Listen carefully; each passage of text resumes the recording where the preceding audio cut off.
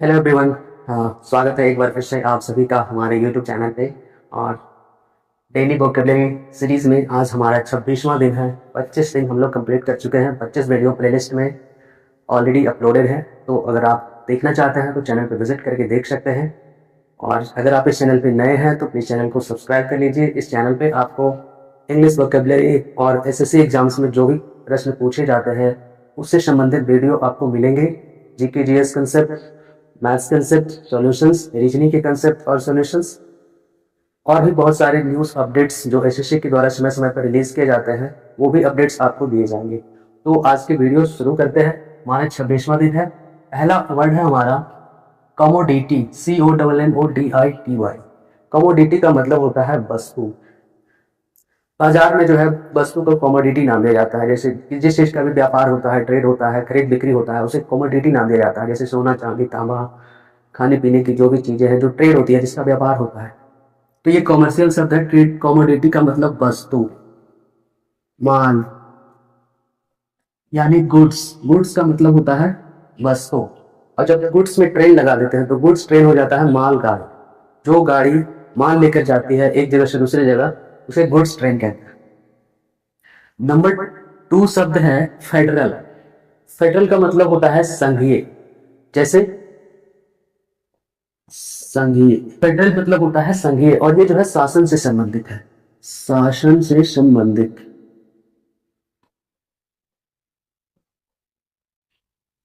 Number 3 word है melody. Melody का मतलब होता है बीमारी। कोई बीमारी होती है जैसे हैजा, डायरिया, मलेरिया, ये सब क्या है, बीमारियां हैं, तो वही होते हैं मेलेडी। मीन्स बीमारी, बीमार होने की अवस्था, यानी सिकनेस। नंबर 4 में है मैच्योर। मैच्योर उसको कहते हैं जो परिपक्व हो चुका है, समझदार हो चुका है, अपने उस अवस्था में आ चुका है जहां से वो अपने फैसले ले सकता है, उसे बाहरी दुनिया की समझ है। उस अवस्था को कहते हैं मैच्योर। मैच्योर मीन्स वयस्क, परिपक्व। परिपक्व यानी एडल्ट है। मृत्यु, मृत्यु।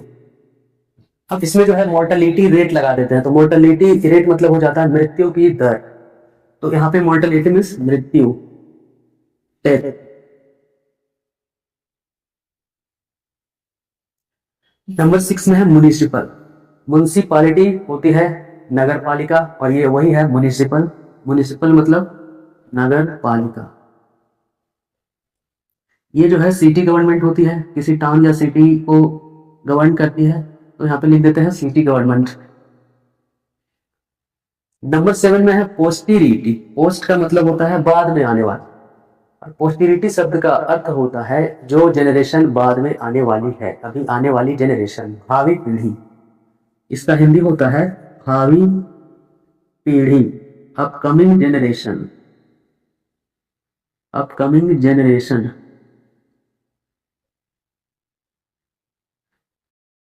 Upcoming generation. एक नंबर वर्ड है प्रेडिक्शन। प्रेडिक्ट का मतलब होता है अनुमान लगाना, भविष्यवाणी करना, और प्रेडिक्शन का मतलब हो जाता है, ये नाउन बन जाता है, भविष्यवाणी। और इसका सिनोनिम होता है प्रोफेसी, PROPHECY।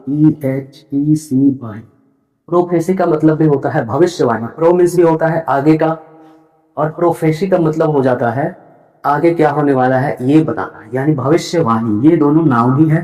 प्रेडिक्शन मीन्स भी भविष्यवाणी, और प्रोफेसी मीन्स भी भविष्यवाणी। 9 नंबर वर्ड है प्रीवेल। प्रीवेल का मतलब होता है किसी को राजी कर लेना, अपनी बात मनवा लेना, मना लेना। प्रीवेल मीन्स राजी करना। एक वर्ड होता है परसुएड। परसुएड का मतलब भी होता है राजी करना, PERSUADE। परसुएड मीन्स राजी करना, किसी को अपनी बात मना लेना। 10 नंबर में है प्रीवैलेंट। प्रीवैलेंट का मतलब होता है प्रचलन, फैशन, ट्रेंड। प्रीवैलेंट, इसका हिंदी अर्थ होता है प्रचलन, यानी ट्रेंड। करेंट में क्या चल रहा है, करेंट मतलब जो वर्तमान में जो चल रहा है, जो ट्रेंड है, जो फैशन है। प्रचलन, ट्रेंड, करेंट, ये सब सिनोनिम में आएंगे। 11 नंबर वर्ड है प्रियर। प्रियर का मतलब होता है पहले का, पीछे का,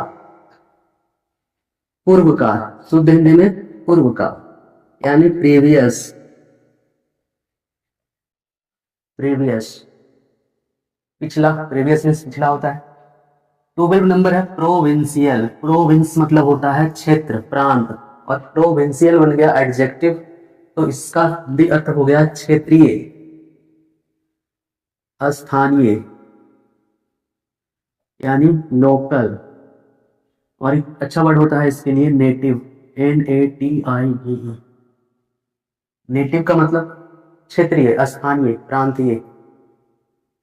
30 नंबर है रेस्पेक्टेबल। यहाँ पे देखिए 14 में मैंने लिखा है रिस्पेक्टफुल, यहाँ रिस्पेक्टिव है, यहाँ रिस्पेक्टिवली। तो ये चारों शब्द जो है बिल्कुल अलग अलग है। इसका मीनिंग होता है रिस्पेक्टेबल का मतलब आदरणीय, जो सम्मान पाने लायक है, आदर करने के लायक है, यानी ऑनरेबल। ऑनरेबल मतलब सम्माननीय, जो सम्मान के हकदार है, वो रेस्पेक्टेबल है। 14 नंबर में रेस्पेक्टफुल। रेस्पेक्टफुल का मतलब होता है विनम्र, और इसका सिनोनिम है मॉडेस्ट। मॉडेस्ट मतलब जिसमें शिष्टाचार भरा हुआ है, बहुत अच्छा है, विनम्र है, वो रेस्पेक्टफुल है। विनम्र, मॉडेस्ट, थोड़ा थोड़ा सेंस दोनों का मिलता जुलता है। जो रेस्पेक्टफुल होगा वो ऑल रेस्पेक्टेबल होगा ही। रिस्पेक्टिव जो है इसका मतलब हो जाता है अपना अपना। अब जैसे सबका अपना अपना है इश्यू, अपना अपना प्रॉब्लम्स है, तो रिस्पेक्टिव में से यहाँ होता है अपना अपना।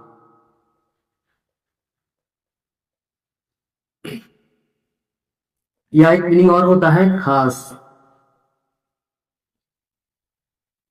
तो दोनों सेंस में ये यूज होता है। रेस्पेक्टिव का एक मतलब होता है कि अपना अपना, और एक मीनिंग होता है खास। तो खास, खास अर्थ में हो जाएगा पार्टिकुलर, और जब अपना अपना के सेंस में आएगा तो ये प्राइवेट हो जाएगा, निजी। प्राइवेट मीन्स अपना अपना, निजी। ये है रेस्पेक्टिवली। रेस्पेक्टिवली का मतलब होता है क्रम से, क्रम से, क्रमानुसार, क्रमानुसार। अब जैसे मैथ के क्वेश्चन में आते हैं कि ABC एक काम को 5, 6, 7 दिनों में करते हैं, लास्ट में लगा हुआ रहता है रेस्पेक्टिवली। इसका मतलब A पहले आया है तो A के काम करने का दिन पहले लिखा हुआ है, क्रम से लिखा हुआ है, क्रमानुसार, ऑर्डरली।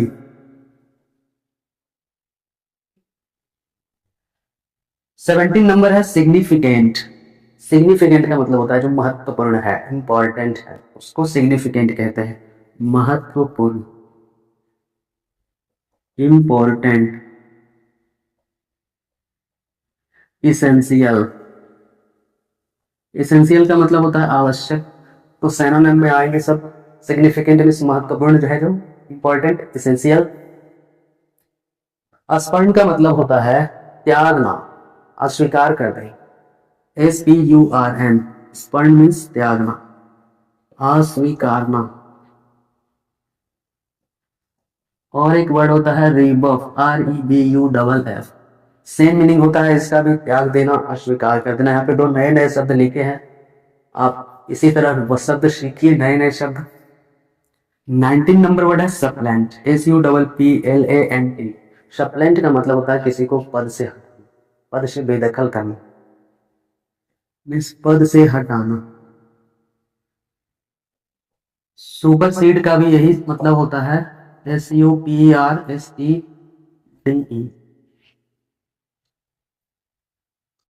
SUPERSED। यहाँ पे देखिए सी नहीं है, तो सी लिखने का गलती नहीं कीजिएगा। ये स्पेलिंग टेस्ट में आ जाता है, कई लोग यहाँ पे सी लिख देते, सी वाला सही कर देते हैं, SUPERCED, जो कि गलत है। यहाँ पे एस होता है। सुपर सीड का मतलब होता है पद से हटाना, साइड कर देना, सेट असाइड, किसी को हटा देना। तो ये दोनों सिनोनिम है। सप्लेंट मीन्स पद से हटाना, सुपर सीड मीन्स हटा देना। 20 नंबर वर्ड है टोकन। टोकन, तो होटलों में टोकन मिलता है, खाना खाने से पहले टोकन लीजिए, फिर वहां पे जाइए, तब मिलेगा खाना। कहीं भी टोकन सिस्टम होता है। तो टोकन का मतलब क्या होता है, एक चिन्ह मिलता है आपको, एक प्रतीक मिलता है, उसको दिखाने के बाद आपका काम होता है, चिन्ह, प्रतीक। रेलवे में टोकन यूज होता है, ट्रेन जब गुजरती है तो वहां पे टोकन एक्सचेंज होता है। इसका SOUVENIR। सोवेनिर का मतलब भी होता है चिन्ह प्रतीक। तो दोनों सेम मीनिंग वर्ड है। ये थोड़ा डिफिकल्ट वर्ड है, आप इसको अच्छे से स्पेलिंग याद कीजिए। सोवेनिर मीन्स चिन्ह या प्रतीक। 21 में है स्टूपेंडस। स्टूपेंडस, स्टूपेंडस मीन्स होता है आश्चर्यजनक, जो आपको आश्चर्य कर दे, यानी एस्टोनाइसिंग। एस्टोनाइसिंग, एस्टोनाइज मतलब होता है आश्चर्यचकित कर देना, और एस्टोनाइजिंग का मतलब हो गया आश्चर्यजनक, वंडरफुल। 22 एंड लास्ट वर्ड है हमारा आइकोनोक्लास्ट। आइकोनोक्लास्ट उस व्यक्ति को कहा जाता है जो सामाजिक परंपरा को नहीं मानता है, सामाजिक परंपरा को जो तोड़ देता है, जो पुरानी जो परंपरा चली आ रही है उसको वो नहीं मानता, उसमें विश्वास नहीं रखता है, यानी परंपरा या विश्वास तोड़ने वाला। परंपरा या विश्वास तोड़ने वाला। अब जैसे समाज में परंपरा रही है कोई चीज की, जैसे मूर्ति पूजा की, वो नहीं मानता है, तो वो एक तरह से क्या हो गया, आइकोनोक्लास्ट। जो सामाजिक परंपरा है, सामाजिक विश्वास है, उसको नहीं मानने वाला। तो आज के लिए बस इतना ही, और वीडियो पसंद आए तो अपने दोस्तों के साथ शेयर करें, और वीडियो कैसा लगा इसके बारे में कमेंट्स में अपने फीडबैक और सजेशंस दीजिए। मिलते हैं नेक्स्ट वीडियो में। धन्यवाद। जय हिंद।